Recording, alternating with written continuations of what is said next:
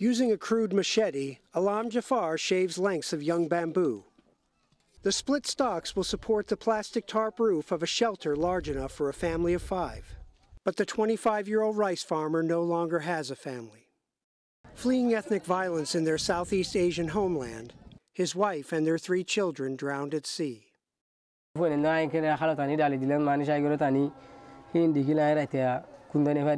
For Jafar and tens of thousands of Rohingya refugees, sprawling camps like this one on the southern tip of Bangladesh have become cramped but safe havens from the persecution they left behind in neighboring Myanmar. More than 500,000 Rohingya Muslims have fled Myanmar since Buddhist mobs and government soldiers began torching villages in late August. To escape the flames, Jafar, like many others, took to the water. Flotillas of wooden fishing boats have ferried weary refugees across the Naf River into Bangladesh. Carrying his 2-month-old twins in rice sacks slung over his shoulder, Jafar led his wife and their 7-year-old son across the mountains and through forests to the coast.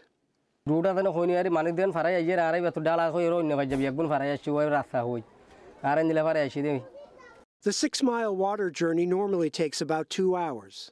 But the 20-foot boat carrying the family strayed off course in the darkness and drifted out into the open sea.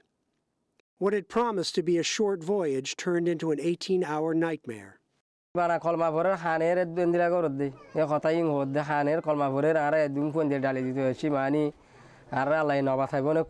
Just as they came within sight of land, a wave capsized the boat. Jafar had tied baby Noor and her twin brother Yasin to his chest. His wife, who could swim, took hold of 7-year-old Muhammad. For a half hour, the father floated on his back, trying to keep the twins' heads above water. But the strain was too much.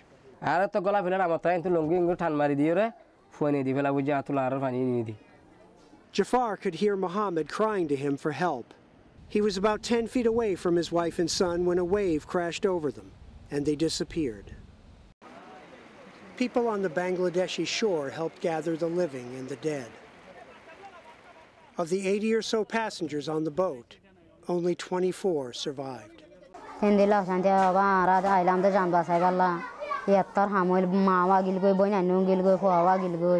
The United Nations is calling the flight of the Rohingya the largest and fastest human exodus in Asia since the Vietnam War.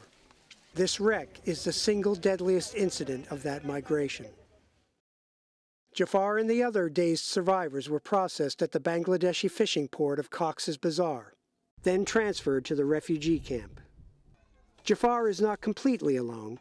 His shelter adjoins the one his brother built for his own family. His wife and children sleep nearby in a mass grave. But the husband and father cannot rest.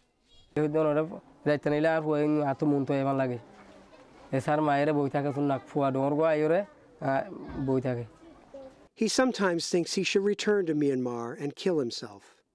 His faith is the only thing stopping him. Alan Breed, Associated Press.